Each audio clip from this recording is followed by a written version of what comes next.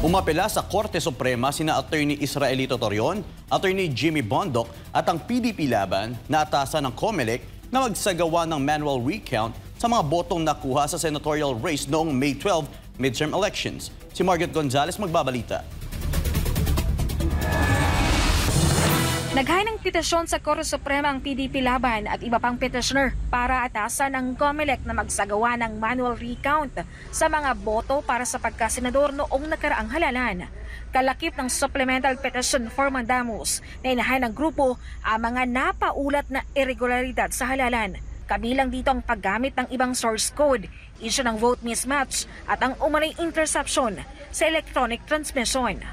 Whether or not it will be a nationwide manual recount or to selected precincts, depende na po sa Supreme Court yan. Kasi marami talagang hindi magkamatch. Maraming instances na na-cite namin dito na yung binoto ng tao ng mga senador ay iba. Hindi lumabas yung pangalan ni Attorney Jimmy Bondoc. Ibang mga kandidato yung lumabas. Hindi lumabas yung boto ni Pastor Apollo Sikibuloy. Ibang tao yung lumabas. So para magkaalaman na, kailangan na isundin natin ng batas at mag-conduct tayo ng manual recount pursuant to Section 31 of Republic Act 9369. Hindi po kami umaatras. Isinusulong pa rin namin ito. Bakit? Para matama po ang mali. Pag in-implement po natin yung manual count, magkakaalaman na po talaga tayo kung talagang na-affect ng overvote yung overall result ng election. Una na rin kinonsyon ng kampo ang kawalan ng mano-manong bilangan ng boto sa mga presinto. Pati na rin ang pagsasagawa ng overseas online voting kahit wala pang batas na sumasaklaw dito.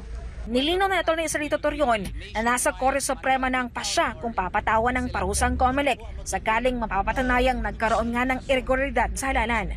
Kahit pa ng mga petitioner, wala silang intensyong sirain ang proseso. Layunin lamang umano nilang malaman kung totoo ang mga aligasyon. Marami kasing siguradong magre-react na ito ay aming pagnanasa na umupo. Wala pong ganyan. Ang gusto lang po namin ay ma-implement yung batas. Pinaglalaban po namin rule of law and not seat of power.